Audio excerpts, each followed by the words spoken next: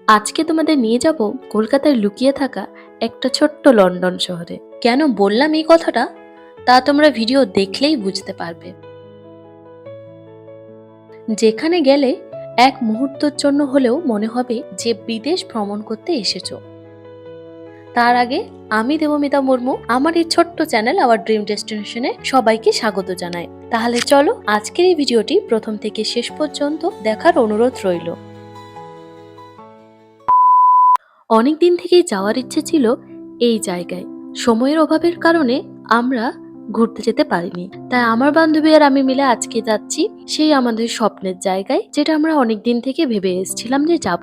তো ফাইনালি আজকে সেই দিন এসছে। আমরা যাচ্ছি দমদম থেকে। এখন আমরা দমদম মেট্রো স্টেশনে আছি। দমদম মেট্রো স্টেশন থেকে আমরা নামবো ময়দানে। দাঁড়াও বলছি কোথায় যাচ্ছি। আজকে আমরা যাচ্ছি সেন্ট পলস ক্যাথিড্রালে। কিভাবে যাবে, কোথায় নামবে, কোন মেট্রো স্টেশন কাছে হবে, এই সমস্ত কিছুই বলছি এই ভিডিওতে। এই যে এই জায়গাটায় আমরা যাব। আমরা নেমেছি এখন ময়দানে। তো ময়দান থেকে এই যে গেট দেখতে পাচ্ছ, এখানেই আমরা বেরোবো।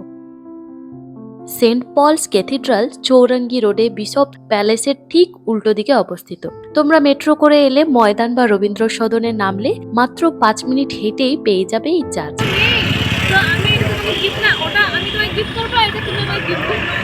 মেট্রো স্টেশন থেকে বেরিয়েই আমরা এই সুন্দর সুন্দর হেয়ার ব্যান্ড আমরা একে অপরকে গিফট করেছিলাম। আমি এই ভিডিওটি শুট করেছিলাম, অর্থাৎ আমরা ঘুরতে গিয়েছিলাম 2025-এর ডিসেম্বরের 30 তারিখে। ভিডিওটা আপলোড করতে অনেকটাই টাইম লেগেছে জানি, তবে আমার মনে হলো তোমাদের সাথে শেয়ার করাটা দরকার, তাই আমি তোমাদেরকে শেয়ার করলাম। দেখতে পাচ্ছ কি পরিমাণ ভিড়। ডিসেম্বরের শহরে কলকাতায় ঠিক এইরকমই ভিড় হয়। এই যে দেখতে পাচ্ছ বিড়লা প্ল্যানেটেরিয়াম, এখানেও আমি তোমাদেরকে নিয়ে আসবো, তবে আজকে যাচ্ছি না এখানে। এর ঠিক পাশেই রয়েছে সেন্ট পলস ক্যাথিড্রাল। চলো ওখানেই তোমাদেরকে নিয়ে যাই। এই যে দেখতে পাচ্ছ এখানে একজন ফুল বিক্রি করছে, এখান থেকে এই ফুল নিয়ে নেব। এই ফুলের দাম ছিল মাত্র 50 টাকা। অনেক দিন থেকেই আমার ইচ্ছে ছিল কলকাতার এই চার্চে যাওয়ার। আসলে আমার এই বিভিন্ন সম্প্রদায়ের মানুষদের ধর্মীয় স্থান দেখার কৌতূহল এই যে আগে থেকে মনে হচ্ছে না যে আমরা কোথাও বিদেশে ঘুরতে এসেছি। সত্যি জায়গাটা সত্যিই খুব সুন্দর। যেহেতু আমরা ডিসেম্বরে গিয়েছিলাম, তাই আমাদেরকে এখানে টিকিট কাটতে হয়েছিল। টিকিট প্রাইস ছিল পার পার্সন 10 টাকা করে। তবে তোমরা যদি চার্চের ভিতরে ঢোকো সেই ক্ষেত্রে 10 টাকা করে টিকিট লাগবে। 1847 সালে নির্মিত এটি কলকাতার বৃহত্তম গির্জা, কলকাতার ইউরোপীয় সম্প্রদায়ের অন্যতম নিদর্শন। গথিক স্থাপত্যে তৈরি এই দুধসাদা গির্জা দেখলেই মনে হবে যে এক টুকরো বিদেশ যেন কলকাতায় বিরাজমান।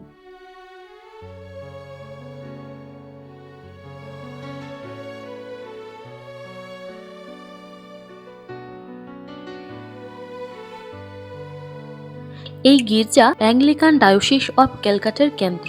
এটি কলকাতার বৃহত্তম ক্যাথিড্রাল এবং এশিয়ার প্রথম এপিস্কোপাল চার্চ।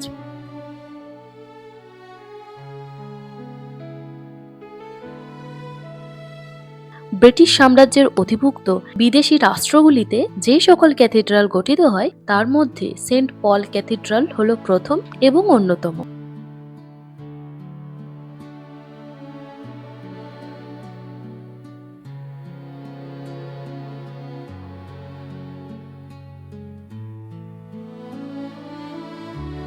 এই চার্চ নির্মাণের পিছনে যে কারণটি ছিল তা হল 1810 সালে বাংলায় 7,000 ব্রিটিশ পুরুষ ও মহিলা বাস করতেন।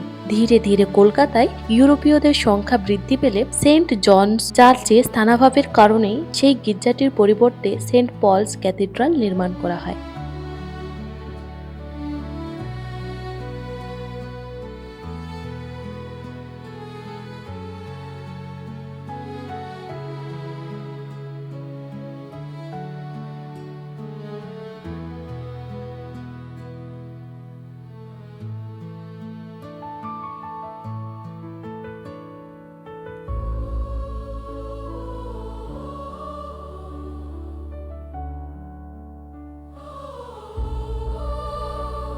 এতদিন যা আমি সিনেমার পর্দায় দেখেছি তা আজকে নিজের চোখে দেখছি।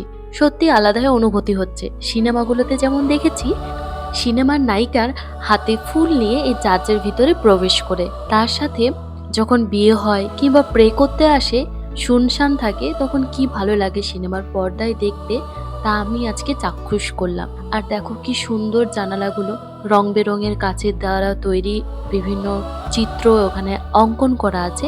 আর এখানে দেখতে পাচ্ছ সুন্দর একটা ক্রিসমাস ট্রি সাজানো হয়েছে।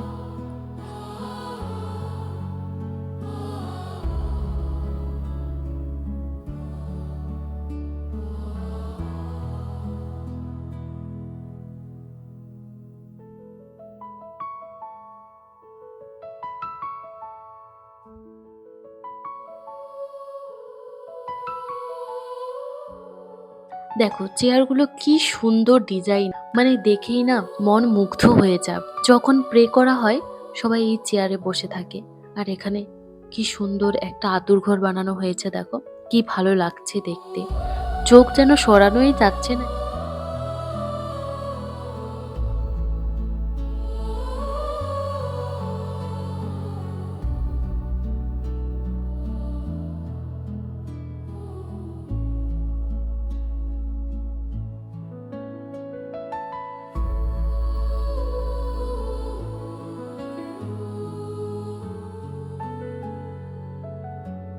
চার্চের এক্সিট গেটের ঠিক বাইরে এরকম যিশু খ্রিস্টের নানা ধরনের জিনিসপত্র পাওয়া যাচ্ছে। তো আমরা ওটাই দেখছিলাম। চলো, আমাদের ঘোরাঘুরি কমপ্লিট হয়ে গেছে মোটামুটি। এটা হচ্ছে চার্চের ব্যাক সাইড। শহরের বুকে সন্ধে নেমে আসতে না আসতেই চার্চের মাথায় সুন্দর লাইট জ্বলে উঠেছে। এখানে আজকে একটা বিয়ে বাড়ি আছে, তাই কি সুন্দরভাবে ডেকোরেশন করেছে দেখো। আমাদেরও ঘোরা কমপ্লিট হয়ে গেছে, তবে সামনেটা একটু গিয়ে দেখি, তারপরে আমরা চলে যাব। এত সুন্দর চারিদিকে সাজিয়েছে, দারুণ এমবিয়েন্স। সত্যি আজকের দিনটা খুব ভালো কাটলো। হঠাৎ করে যদি এই ডিসিশন না নিতাম, তাহলে হয়তো এত সুন্দর জিনিস, এত সুন্দর জায়গা আমাদের ঘোরা হতো না। সন্ধে নামতে না নামতেই ক্রমশ ভিড়ও বেড়ে চলেছে। এই যে কি সুন্দর লাগছে। আমি তোমাদেরকে যখন নিয়ে এসেছিলাম তখন তো সানলাইট ছিল, এখন কি সুন্দর লাগছে চারিদিকে না, দেখো।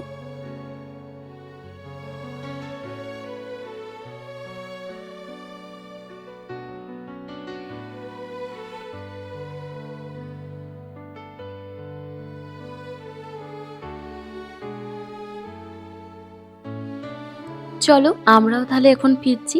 আর দেখো কি সুন্দর লাইট দিয়েছে চারিদিকে। ক্রিসমাস মানেই তো লাইটিং। এখানে আমরা সান্তাক্লজকে পেয়েছি। তো আমরা আর কিছু চাওয়ার আগেই সান্তাক্লজ আমাদের কাছে চাইছে যে আমাকে 20 টাকা করে দাও। তো কিরকম একটা যুগ এলো না, সান্তাক্লজের কাছে আমরা চাইতাম, এখন সান্তাক্লজ আমাদের কাছে চাইছে। যাই হোক, দেখো কি সুন্দর সাজিয়েছে।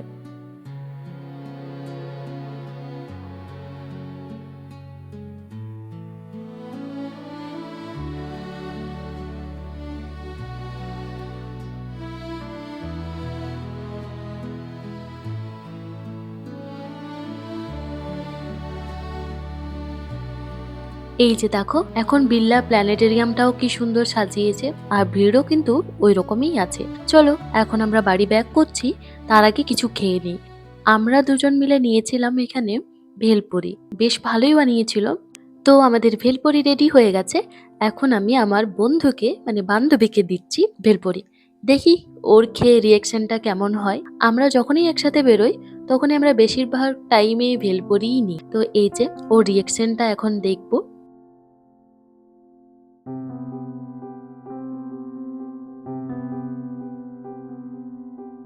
চলো, বেশ ভালোই ভেলপুরি খেলাম, আমাদের খাওয়া কমপ্লিট হয়ে গেছে। এখন আমরা মেট্রো ধরতে যাচ্ছি। ময়দান থেকে আমরা মেট্রো ধরবো দমদমে।